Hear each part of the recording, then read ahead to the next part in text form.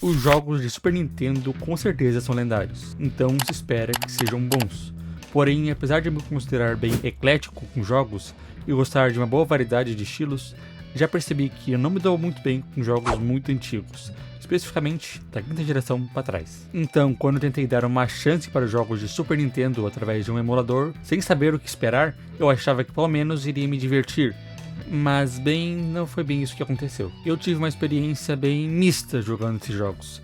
E não por eles serem ruins. Você vai ver nesse vídeo que eu gostei muito de alguns deles, mas sempre teve algo que estragou completamente a experiência e me impediu de zerar a maioria. Antes mesmo de começar a jogar videogame pra valer, tentei entrar no mundo dos jogos instalando um emulador do Super Nintendo. E um amigo meu me deu várias ROMs de jogos muito famosos desse console. Entre eles tinha Zelda, Chrono Trigger, Mario, Final Fantasy, Donkey Kong e mais alguns.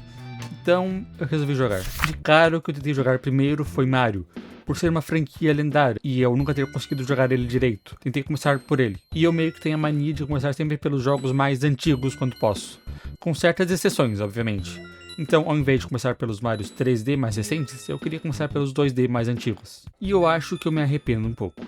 Eu não sei porquê, mas eu não consegui gostar dos jogos.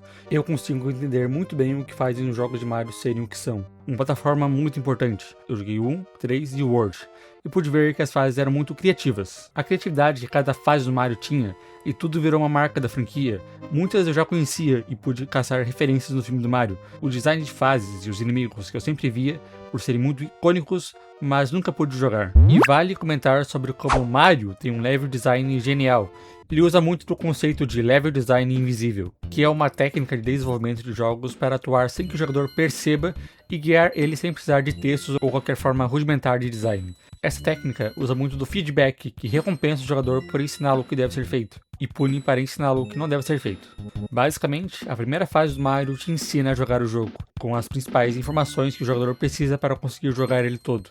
Isso é algo que praticamente todo jogo necessita, para não ficar enchendo a tela com tutoriais, não é mesmo Persona 5? Mas apesar de tudo isso, jogando, eu não consegui me divertir em nenhum deles. Eu queria ter gostado, pois sempre vi Mario em tudo, e muito em vídeos no YouTube, e vendo a criatividade do jogo eu achei que iria gostar. Talvez seja por esses jogos antigos funcionarem de uma forma que eu pessoalmente não curto, que é memorizar o padrão dos mapas e dos inimigos ao ponto de passar pelas fases morrendo o mínimo possível, literalmente decorando a fase. Então precisa jogar, morrer, memorizar isso e recomeçar tudo de novo. E se morrer muitas vezes, volta ao início do jogo, ao ponto que depois de fazer isso várias vezes, você ganha habilidade para ir cada vez mais longe. Eu sei que falando assim parece que eu estou descrevendo um roguelike, mas tem suas diferenças. Esse sistema foi feito para o arcade, para comer fichas e fazer você pagar mais por perder todas as suas fichas. E eu meio que sou muito ruim jogando Mario. Eu acho que a mecânica do pulo meio travada e lenta, e o Mario tem uma certa inércia, que eu não consegui me adaptar ao jogo. E reitero, o jogo não tá errado, é apenas eu que não conseguia gostar da gameplay. Só que acontecia que eu morria toda hora por errar o pulo, cair no abismo ou pular no frame errado do inimigo e não matar, e ser acertado no lugar disso. Eu tava abusando do save state e nem estava conseguindo aproveitar da forma certa. Super Mario tem várias fases secretas, que é o ouro do jogo. Descobrir elas, passar por todas elas, deveria ser a parte mais legal, mas eu só queria ir pelo caminho principal e chegar no fim logo. Foi quando percebi que eu não queria jogar, eu queria terminar logo. Mas ouso dizer que metade dos problemas que eu tive com Mario seriam resolvidos se eu conseguisse jogar no controle, mas não sei como usar o controle no emulador. Sério, eu odeio jogar no teclado. Se um dia eu conseguir, jogo Mario World no controle e posso vir a dar outra chance. Talvez eu tente jogar Mario novamente, mas por algum mais recente. E se for jogar algum 2D, talvez seja o remake dos 3 jogos principais. Quanto aos jogos mais antigos, eu acho que eu vou passar longe. Zelda é uma franquia que eu pretendo ainda jogar todos os jogos, pois admiro o quanto essa franquia consegue se reinventar a cada jogo sem nunca ficar repetitivo. Eu tentei jogar Zelda A Link to the Past 2 vezes. Uma, alguns anos atrás, quando eu ainda não havia começado a jogar videogame pra valer. Porém, eu simplesmente parei de jogar um dia, quando eu tava na metade do jogo, e nunca mais voltei.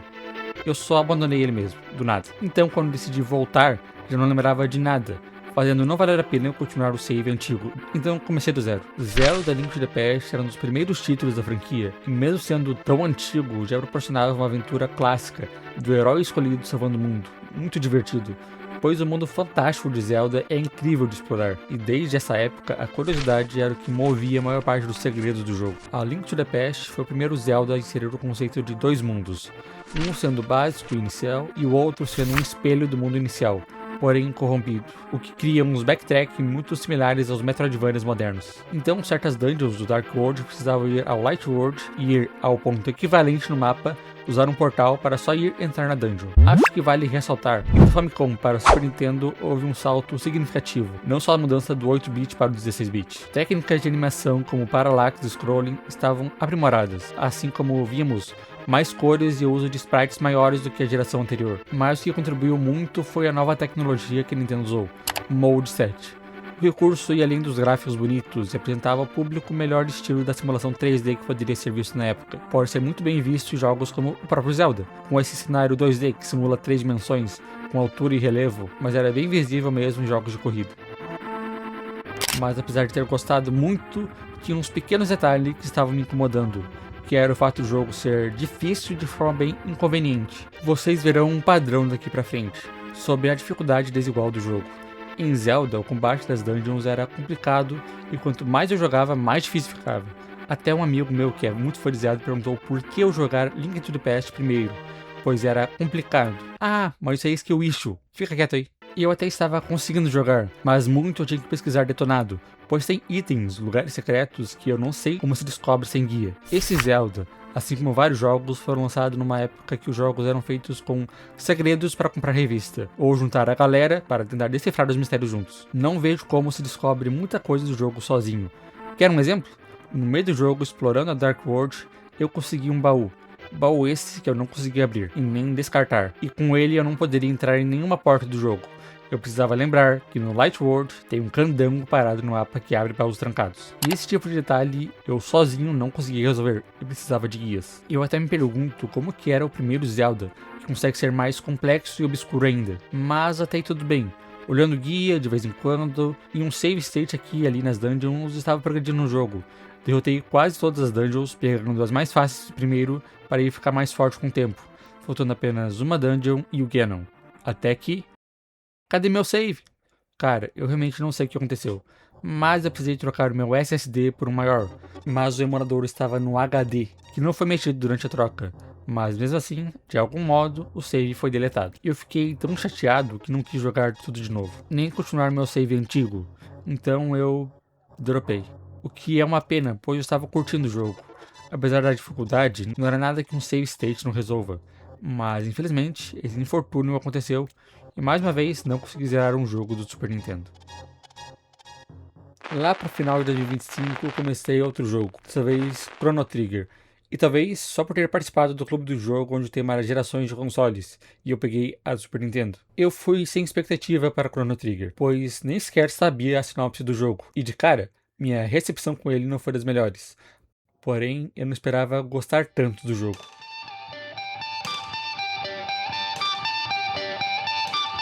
Chrono Trigger deve ser um dos JRPGs mais importantes da história, tendo um dos maiores times de produção da indústria até hoje. Praticamente, os astros se alinharam para que esse jogo pudesse ser feito. E eu realmente acho um jogo muito à frente do seu tempo, pois comparado a todos os outros que joguei, ele é o mais ousado e divertido de todos. Para quem não sabe, Chrono Trigger é uma história de viagem no tempo.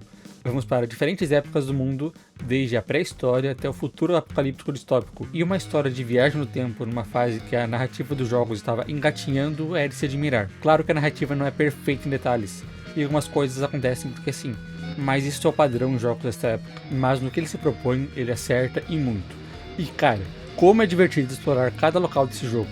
Em diferentes épocas, em um momento estamos em 400 d.C., em um ambiente de fantasia, lutando contra monstros. Depois no presente, fugindo da prisão. Depois vamos para o futuro, e passamos a enfrentar robôs, em um futuro tecnologicamente avançado e destruído. E para finalizar, estamos há milhões de anos no passado, lutando contra dinossauros. Tudo em um único jogo. E essa mistura de temas faz com que o jogo ficar divertido por nunca se repetir demais. Mas é claro que não poderia ser só flores, né?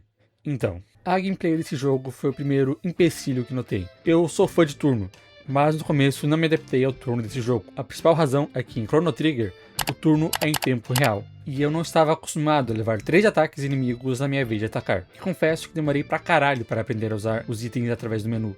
Foi literalmente no terceiro mapa do jogo que comecei a usar itens mais fortes. E foi nesse mesmo mapa que comecei a gostar mais do jogo. Até então estava me forçando um pouco, mas foi nesse momento que a história começou a me ganhar.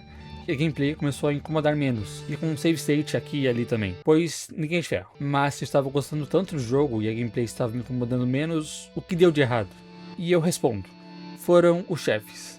Esse jogo tem alguns chefes difíceis, mas isso por si só não era o problema. Eu até estava gostando da dificuldade mais alta em alguns deles, pois a luta em tempo real era tão intensa que eu saía dela ofegante, eram picos de adrenalina. Mas como RPG de turno não depende de habilidade, como outras boss fights, depende de estratégia e grind, e esse último era o problema. Apesar do combate ficar mais tragável, ainda era chato ficar enfrentando hordas de inimigos, gastando magia para ganhar XP e ter ataques mais fortes. E uma coisa que está presente em vários desses jogos de SNES são filas de inimigos, e eu odeio isso. Um corredor ou sala que vai tendo linhas de inimigos para enfrentar um após o outro. Isso funciona em jogos que têm um combate bom, mas aqui era só chato mesmo, então eu evitava lutar a todo custo. Então eu ficava fraco, o que acarretou em momentos que eu não conseguia mais avançar. Eu até poderia tentar uma estratégia bem precisa, mas eu percebi que não estava mais me divertindo na luta. Eu estava com raiva, e sabia que iria acontecer de novo, pois o combate era exaustivamente maçante. Então, com muita dor no coração, eu também dropei. Esse drop eu fiquei realmente triste, pois deixei claro o quanto eu gostei da história. Antes de continuar, queria avisar que o canal agora tem membros. Para mim é complicado trazer vídeos frequentemente, pois eu gosto de manter a qualidade, tanto no roteiro quanto na edição. Isso toma tempo, ou seja, acaba não ganhando tanto com isso. Então se você quiser ajudar apoiando o canal, ainda pode ter benefícios, como o do Level 1, que terá acesso aos vídeos que eu farei exclusivamente para membros. O nível 2, que terá acesso antecipado aos vídeos do canal. E o Level 3, que poderá escolher um anime, jogo, filme ou qualquer outra coisa curta que eu irei ver e trazer um vídeo dedicado para o canal. E se não puder assinar, apenas curta o vídeo, vai ajudar demais. Porém, eu ainda não havia desistido completamente do jogo de SNES. Ainda havia um último jogo para eu testar, que já haviam me recomendado.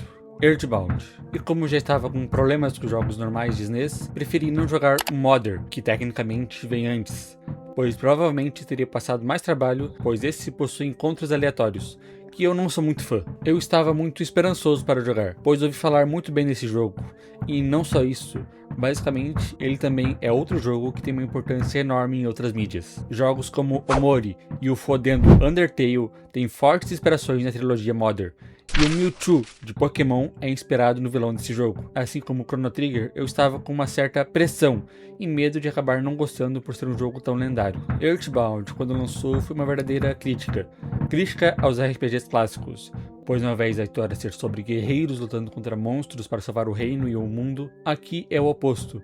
Os protagonistas são crianças que lutam com tacos de beisebol, enfrentando cachorros, bandidos caricatos e velhos bêbados, indo claramente na contramão do que era o padrão. E isso, de longe, era o que mais me encantava em Earthbound.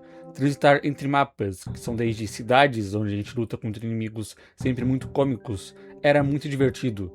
E assim como Chrono Trigger, o mundo e a história carregavam o jogo. Mas não é só a crítica aos RPGs clássicos que esse jogo é, mas também é uma sátira e paródia americana.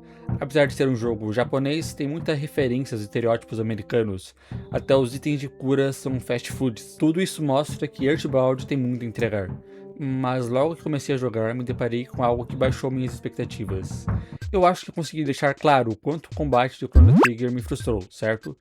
Pois bem, saibam que o combate de Earthbound é pior. Tá, dizer que é ruim pode ser exagero, mas eu achava que gostava de turno. Mas o de Earthbound é o mais puro e simples combate de turno. Ele é o básico do que esse estilo tinha nessa época. O combate ativo e dinâmico de Chrono Trigger era uma exceção na época, porém eu acabei não curtindo essa simplicidade. Enquanto em Chrono Trigger o turno em tempo real se mostrava exaustivo e estressante, em Earthbound ele era assim.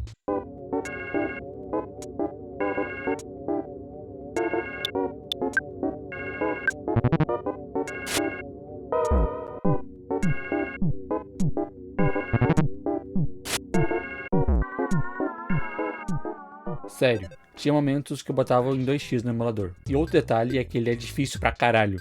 O RNG desse jogo é muito presente. Então se der azar, tu erra todos os ataques e ainda leva um crítico, morrendo e voltando no último save. E isso, em explorações locais sem save, tornava a exploração bem frustrante. Eu usava bastante o save state. Mas o jogo não era de todo ruim. Assim como os anteriores, ele era extremamente criativo e divertido em quase tudo, tirando o combate. Não chega perto de Chrono Trigger, que para mim foi o melhor, mas a história era bem divertida. Explorar as cidades e ver a progressão do jogo era cativante, e eu queria muito ver o final e ver estar o vilão do jogo. Mas o que já era esperado ocorreu. Eu acabei dropando Earthbound por estar de saco cheio de enfrentar inimigos chatos o tempo todo. Acho que revisitar esses jogos muito clássicos quando já se é velho, sem ter o gatilho da nostalgia, impede o aproveitamento verdadeiro. A verdade é que o design de jogos evoluiu de forma que torna o retorno do passado um desafio puramente mecânico. Não falo de gráficos, mas sim desses jogos têm uma estrutura que era característico da época. Eu pelo menos noto essa semelhança de características nesses jogos que quase todos têm. Por isso que jogos mais antigos são considerados mais difíceis. Eu, infelizmente, já tive a minha cota do SNES. Talvez, se for tentar jogos retrôs, seja de gerações posteriores, como Nintendo 64, GameCube e PS2. A minha triste experiência é apenas a constatação de que nem todo clássico é temporal para todo mundo, e fingir o contrário seria um verdadeiro erro aqui. Espero que tenham gostado desse vídeo, e que não tenha se ofendido com algo que eu falei aqui. Pode deixar sua opinião respeitosa nos comentários que podemos conversar melhor sobre isso. E se gostou desse vídeo, veja esse, onde falo sobre Little Nightmares, uma das minhas franquias favoritas. Obrigado e até mais.